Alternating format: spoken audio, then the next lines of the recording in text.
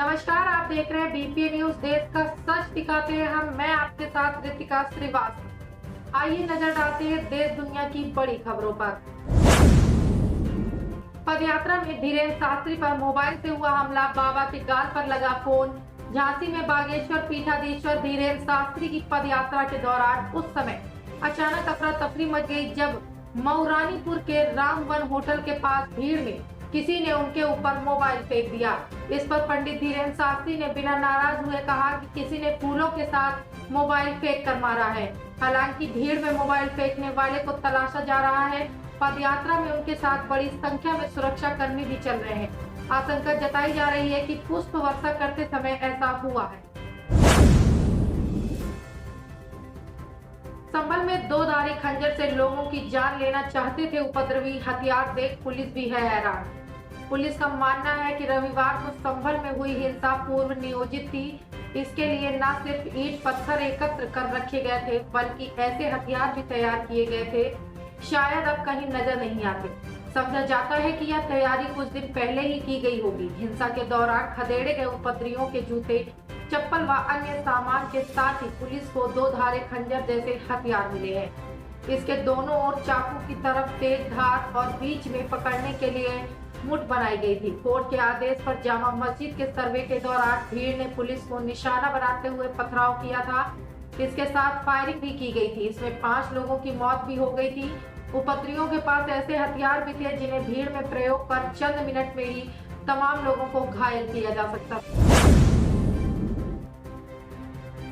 लोग यह न माने कि न्यायपालिका विपक्ष की भूमिका निभाएगी। पूर्व सीजेआई चंद्रचूड़ की 2 टूक। भारत के पूर्व मुख्य न्यायाधीश DY चंद्रचूड़ ने एक साक्षात्कार में न्यायपालिका की भूमिका को लेकर स्पष्ट जवाब दिए। दरअसल चंद्रचूड़ की यह टिप्पणी राहुल गांधी के उस बयान को लेकर आई जिसमें कांग्रेस नेता ने कहा था कि विपक्ष ने न्यायपालिका का काम करने की जिम्मेदारी भी खुद ही ले ली है। इस पर पूर्व सीजेआई ने कहा कि न्यायपालिका यहाँ कानूनों का परीक्षण करने के लिए है और लोगों को यह नहीं मान लेना चाहिए कि वह संसद और राज्यों की विधानसभा में विपक्ष की भूमिका भी निभाएगी। न्यूज एजेंसी ANI को दिए इंटरव्यू में चंद्रचूड़ ने कहा कि लोकतंत्र में राजनीतिक विपक्ष के लिए अलग जगह है। उन्होंने कहा कि मैं इस मुद्दे पर विपक्ष के नेता के साथ शामिल नहीं होना चाहता क्योंकि हम यहाँ इस मुद्दे पर बात करने के लिए नहीं है। लेकिन मैं यह कहना चाहता हूँ कि कई बार यह गलतफहमी होती है कि न्यायपालिका की भूमिका विधायिका में विपक्ष की होती है, जबकि ऐसा नहीं है। हम यहाँ कानूनों के परीक्षण के लिए हैं। बैलेट पेपर से चुनाव कराने की मांग वाली याचिका हुई खारिज। कोर्ट ने पूछा ऐसे विचार आखिर आते कहां से हैं। देश में चुनावों में धांधली का आरोप लगाने वालों को बड़ा झटका लगा है। सुप्रीम कोर्ट ने इससे जुड़ी एक जनहित याचिका को खारिज कर दिया है। दरअसल जनहित याचिका में देश में EVM की जगह बैलेट पेपर से चुनाव कराने की मांग की गई थी। यह जनहित याचिका डॉक्टर KA पॉल ने दायर की थी। सुप्रीम कोर्ट ने जस्टिस विक्रमनाथ और जस्टिस PB बराले की पीठ ने मामले की सुनवाई के दौरान याचिकाकर्ता से पूछा कि ये याचिका दायर करने संबंधी आपको शानदार विचार कैसे मिला। जस्टिस विक्रमनाथ और PB बराले की पीठ ने कहा कि जब आप चुनाव जीतते हैं तो इलेक्ट्रॉनिक वोटिंग मशीन से छेड़छाड़ नहीं होती। जब आप चुनाव हार जाते हैं तो EVM में छेड़छाड़ हो जाती है। यमुना एक्सप्रेसवे पर रफ्तार को लगा ब्रेक। कोहरे और धुंध के कारण घटाई गई स्पीड। उत्तर प्रदेश में कोहरे और धुंध की वजह से यमुना एक्सप्रेसवे और आसपास के हाईवे पर सड़क हादसे लगातार बढ़ रहे हैं। इसे देखते हुए यमुना प्राधिकरण ने 15 दिसंबर से 15 फरवरी तक वाहनों की स्पीड कम करने का फैसला लिया है।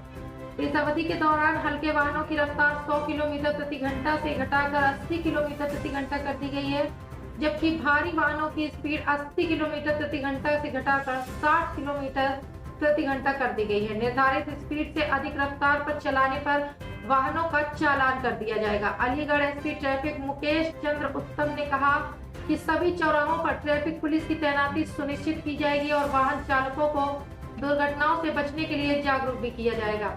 उन्होंने कहा कि कोहरे के दौरान वाहनों की तेज स्पीड अक्सर दुर्घटनाओं का कारण बनती है, इसलिए कदम से हादसों को रोका जा सकता है। इस समयावधि के दौरान प्रशासन ने सख्त कदम उठाने के अलावा सड़क सुरक्षा के लिए जागरूकता अभियान भी शुरू किया है ताकि वाहन चालक सतर्क रहें और कोहरे के कारण होने वाली दुर्घटनाओं से बच सकें।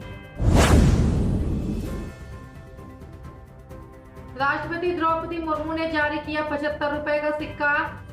देश के संविधान को अपनाने की 75वीं वर्षगांठ के मौके पर मंगलवार को राष्ट्रपति द्रौपदी मुर्मू ने संसद में 75 रुपए का एक स्मारक सिक्का और डाक टिकट जारी किया।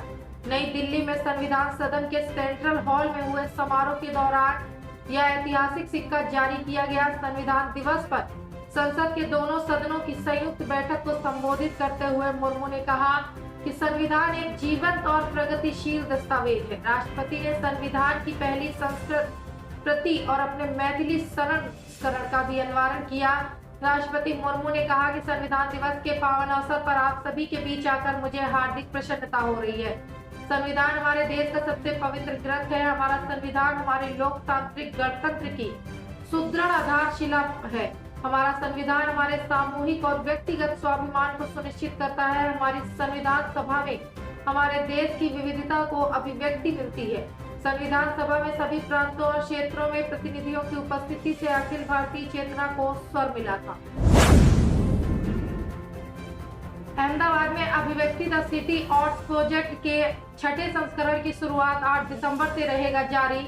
15 दिवसीय कार्यक्रम 21 नवंबर से शुरू हुआ है और 8 दिसंबर तक जारी रहेगा। इस दौरान कुल 96 कलाकार अपने कला रूपों को अहमदाबाद के गुजरात विश्वविद्यालय और अटीरा परिसर में प्रस्तुत करेंगे। टोरेंट ग्रुप के मेहता परिवार द्वारा समर्थित UNM फाउंडेशन की पहल अभिव्यक्ति द सिटी आर्ट्स प्रोजेक्ट ने अपने 6ठे संस्करण के साथ अहमदाबाद में वापसी की है। इस कला महोत्सव का उद्देश्य भारतीय कला के विविध रूपों को प्रोत्साहित करना है और कलाकारों को अपने विचार और रचनाओं को बड़े मंच पर प्रदर्शित करने का अवसर प्रदान कर रहा है। इस संस्करण में देश भर से आए रचनाकारों द्वारा नृत्य, संगीत, रंगमंच और दृश्य कला जैसे विभिन्न कला रूपों में 140 से अधिक प्रदर्शन प्रस्तुत किए जाएंगे। UNM फाउंडेशन का उद्देश्य न केवल कला को सार्वजनिक जीवन का अभिन्न हिस्सा बनाना है, बल्कि यह कलाकारों को अपनी कला का प्रदर्शन करने के लिए एक मंच भी प्रदान करता है।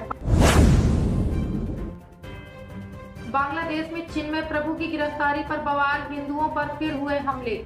बांग्लादेश में एक बार फिर हिंसा भड़क उठी है। चटगांव के इस्कॉन पुंडरीक धाम के अध्यक्ष चिन्मय कृष्ण दास की गिरफ्तारी के बाद हालात बिगड़ते नजर आ रहे हैं। चिन्मय प्रभु की गिरफ्तारी के विरोध में हिंदू समाज के लोग सड़कों पर उतर आए हैं। इस दौरान BNP और जमात के कार्यकर्ताओं ने उन पर हमला कर दिया।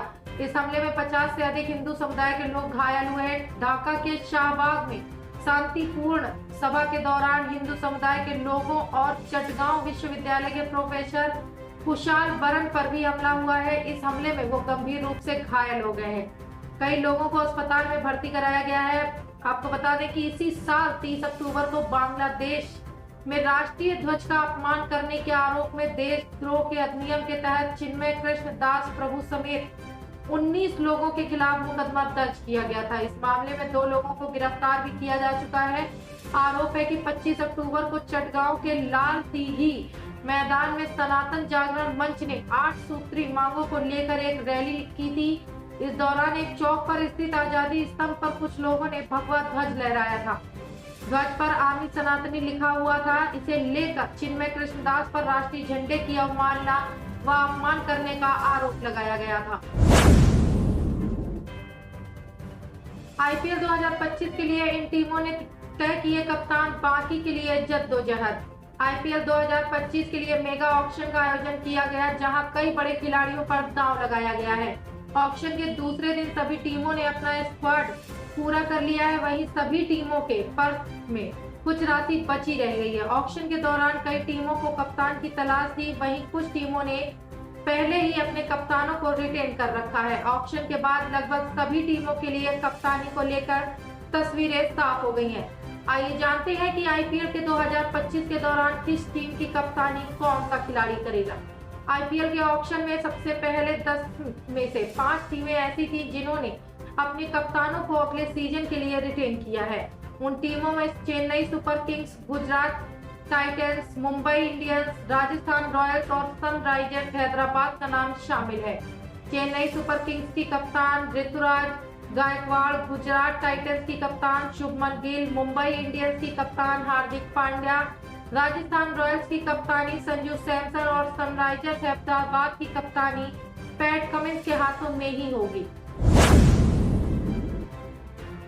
राजद विधायकों के साथ तेजस्वी विधानसभा परिसर में कर रहे प्रदर्शन, सरकार पेश करेगी 2 बिल। विधानसभा परिसर में हंगामा करते नेता प्रतिपक्ष तेजस्वी यादव नेता प्रतिपक्ष के विधायकों के साथ हंगामा करने लगे। तेजस्वी यादव और उनके विधायक 65% आरक्षण, नौकरी, डोमिसाइल, महंगाई समेत कई मुद्दों को लेकर नीतीश सरकार के खिलाफ नारेबाजी कर रहे हैं। विपक्ष के मुख्यमंत्री नीतीश कुमार को शिक्षकों के मुद्दों पर घेरा। सदन में विपक्ष के महाराष्ट्र सरकार का उदाहरण देते हुए कहा कि क्या बिहार सरकार भी महाराष्ट्र सरकार की तरह विशेष शिक्षकों को नियमित करेगी। विपक्ष ने यह भी कहा कि सर्वोच्च न्यायालय के आदेश से स्पष्ट है कि पहले शिक्षकों का सामान्य चयन करना है, उसके बाद रिक्त पद भरना है। सर्वोच्च न्यायालय के द्वारा पारित आदेश में यह स्पष्ट उल्लेख है कि जो SSA और RMSA के कार्यरत विशेष शिक्षकों को सामान्य चयन करने के बाद बचे हुए पद पर भर्ती करना है। इस सवाल पर जवाब देते हुए शिक्षा मंत्री सुनील कुमार ने कहा कि शिक्षा विभाग ने विशेष शिक्षकों के लिए 5,534 पदों पर भर्ती निकाली है। कक्षा 9 और 12 के लिए अधियाचना BPSC को भेज दिया गया है। 213 विशेष शिक्षकों को 9 से 12 कक्षा के लिए नियुक्त किया गया है। सर्वोच्च न्यायालय में विचाराधीन है, लेकिन सरकार ने अभी कार्रवाई पूरी नहीं की है। यूपी में गिरा अंग्रेजों के जमाने का पुल गंगा नदी में समाया, सामने आया वीडियो। यूपी के उन्नाव जिले में मंगलवार की भोर में अचानक एक पुल गिर गया। बताया जा रहा है कि ये पुल अंग्रेजों के जमाने से बना था। हालांकि इस पुल पर कई सालों से यातायात को बंद कर दिया गया था, जिससे कोई बड़ा हादसा नहीं हुआ।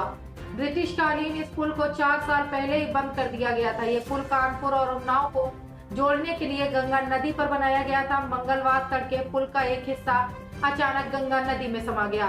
इससे कोई जानहानि नहीं हुई है। स्थानीय निवासी आशु अवस्थी ने बताया कि मंगलवार भोर 2 बजे के बाद पुल के 2 खंभों के बीच का हिस्सा गंगा नदी में गिर गया।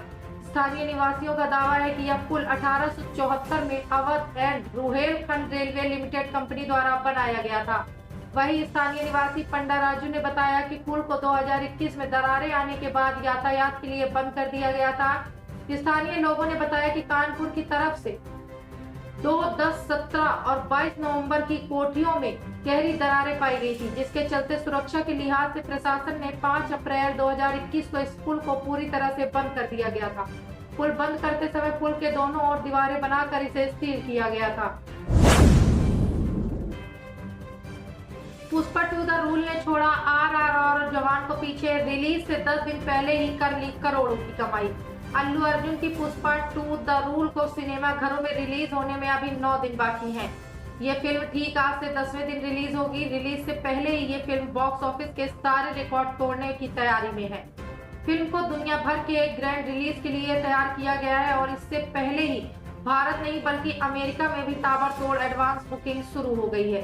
जिस हिसाब से फिल्म की टिकट बिक रही है, उससे यही संकेत मिल रहा है कि फिल्म बम्पर ओपनिंग करेगी।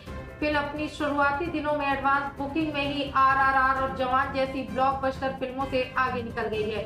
सोमवार को ट्रेड ट्रैकर वेंकी बॉक्स ऑफिस ने फिल्म को US प्रीमियम के एडवांस बुकिंग कलेक्शन शेयर किए हैं। एक्स पर ट्रेड एनालिस्ट ने ट्वीट किया कि Pushpa 2 the rule USA premium advance sales location 3420 show के 5008 टिकट बिके हैं। भारतीय करेंसी में बात करें तो फिल्म ने 11 करोड़ से ज्यादा की एडवांस बुकिंग कर ली है। रविवार शाम तक पुष्पा 2 ने अमेरिका में 50,000 से ज्यादा टिकटें बेच ली थी, जबकि रिलीज में 10 दिन अभी बाकी थे। ट्वीट में कहा गया है कि उत्तरी अमेरिका में एडवांस बुकिंग कलेक्शन $1.458 मिलियन करीब 12 करोड़ रुपए के पार गया है, जो एक रिकॉर्ड है। महाराष्ट्र में मुख्यमंत्री का इस्तीफा, विधानसभा का कार्यकाल आज होगा खत्म। महाराष्ट्र में विधानसभा चुनाव के नतीजों के बाद अब बारी नई सरकार के गठन की है। महायुति गठबंधन ने राज्य में अपनी बड़ी जीत के बाद भी अभी तक अपना मुख्यमंत्री उम्मीदवार तय नहीं किया है।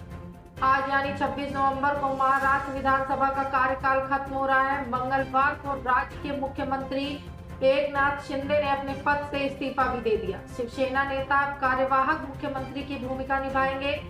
उधर चुनाव में प्रचंड जीत हासिल करने वाले महायुति में सरकार का नेतृत्व कौन करेगा, इस पर दिल्ली से लेकर मुंबई तक बैठकों का दौर जारी है।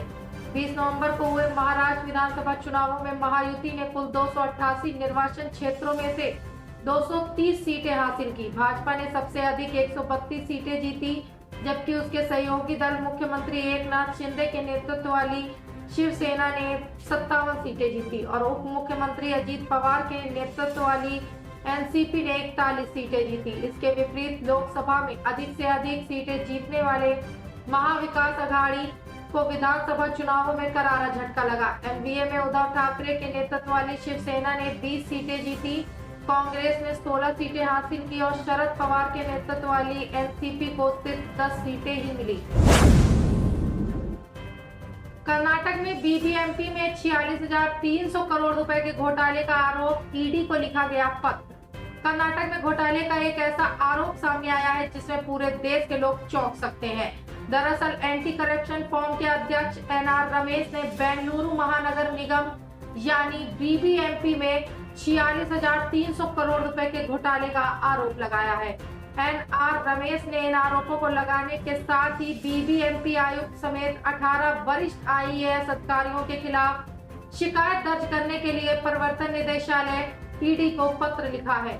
एनआर रमेश द्वारा ईडी को लिखे गए इस पत्र में कहा गया है कि साल 2013-14 से साल 2023-24 तक 9.5 वर्षों के दौरान बेंगलुरु के महानगर निगम के अंतर्गत सड़क विकास कार्यों, सफेद टॉपिंग कार्य, नालियां और डामरीकरण के लिए विभिन्न अनुदानों के माध्यम से 46,300 करोड़ रुपए का भारी अनुदान जारी किया गया था।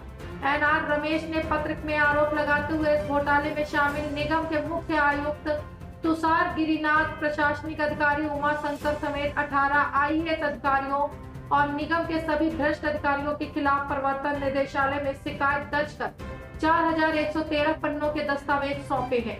इन दस्तावेजों में से आरोप लगाया गया है कि टोटल ग्रांट में 75% से अधिक धन की हेराफेरी की गई है। बेस्ट ड्रामा सीरीज बनने से चूका अनिल कपूर का वेब शो, जाने किसने मार ली बाजी। आदित्य रॉय कपूर, शोभिता धूलीपाल और अनिल कपूर अभिनीत the night manager web series अंतर्राष्ट्रीय एमी पुरस्कार 2024 में पहुंची थी। बेस्ट ड्रामा सीरीज की श्रेणी में ये फिल्म नामित थी। लोगों को उम्मीद थी कि ये सीरीज ये अवार्ड हासिल कर लेगी, लेकिन ऐसा नहीं हुआ और सीरीज को वहां तक पहुंचकर भी एक कदम की दूरी पर हार का सामना करना पड़ा। फ्रांसीसी शो लेस गॉड्स डी ड्यू ने बाजी मार ली और बेस्ट ड्रामा सीरीज बन गई। अंतर्राष्ट्रीय एमी पुरस्कार 2024-14 श्रेणियों में भारत की एकमात्र प्रविष्ट द नाइट मैनेजर थी। बता दें कि नॉमिनेशन मिलने के बाद अनिल कपूर काफी उत्साहित थे। अनिल कपूर ने बयान जारी करके कहा था कि यह मेरे ध्यान में लाया गया है कि द नाइट मैनेजर के हमारे भारतीय रूपांतरण को अंतर्राष्ट्रीय एमी अवार्ड के लिए नामांकित किया जाएगा। मुझे याद है कि जब यह रोल ऑफर हुआ था तो मैं उलझन में था।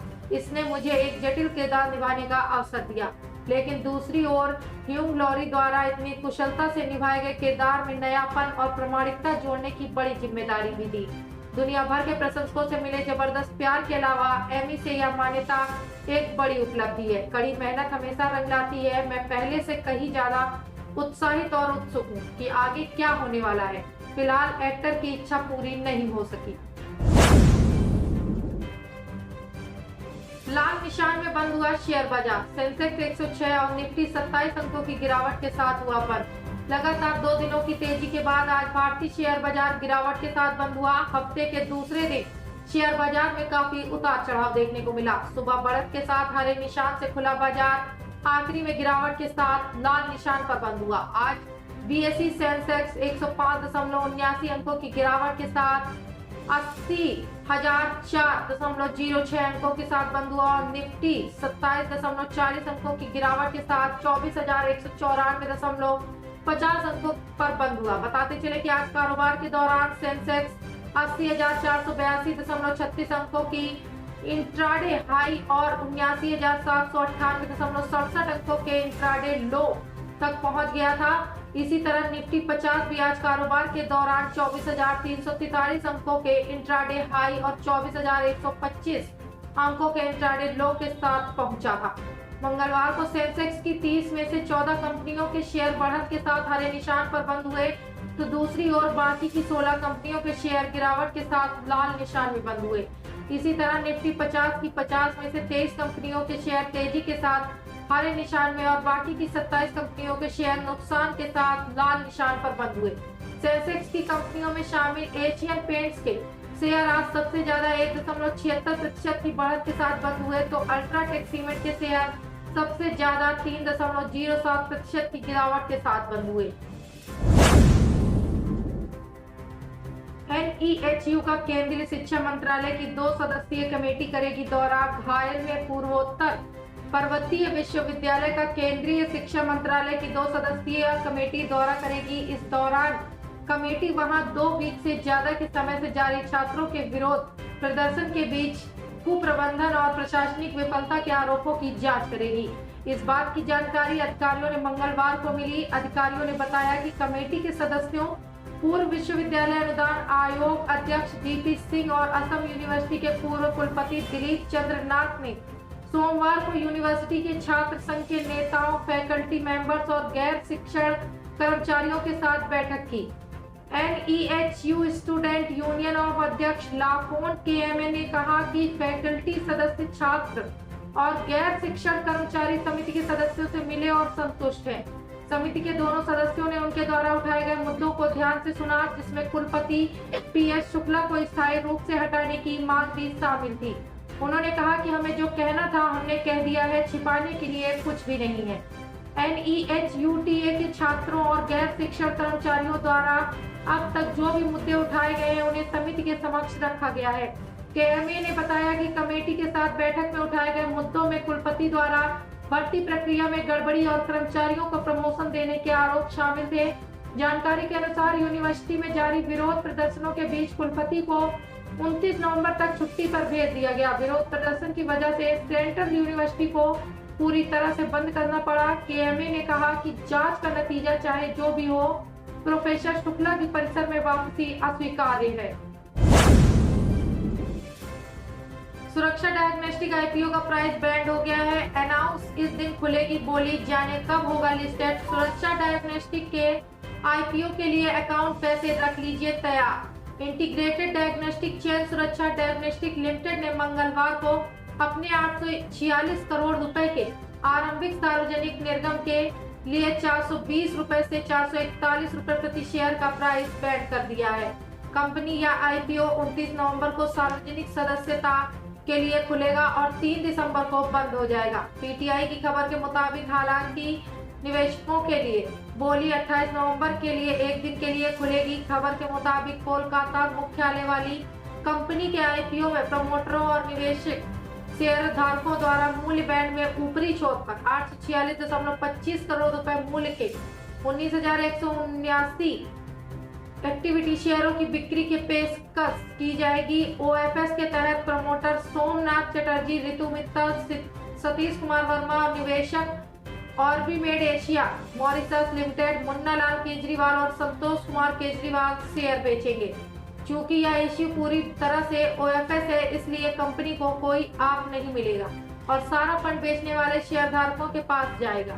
सुरक्षा डायग्नोस्टिक अपने व्यापक परिचालन नेटवर्क के माध्यम से अपने ग्राहकों को पैथोलॉजी और रेडियोलॉजी परीक्षण और चिकित्सा परामर्श सेवाओं के लिए वन स्टॉप एकीकृत समाधान प्रदान करता है, जिसमें 31 मार्च 2024 तक पश्चिम बंगाल, बिहार, असम और मेघालय की एक प्रमुख केंद्रीय संदर्भ प्रयोगशाला, 8 उपग्रह प्रयोगशालाएं और 194 ग्राहक टच पॉइंट शामिल है, जिनमें 48 डायग्नोस्टिक केंद्र और 146 नमूना संग्रह केंद्र शामिल है।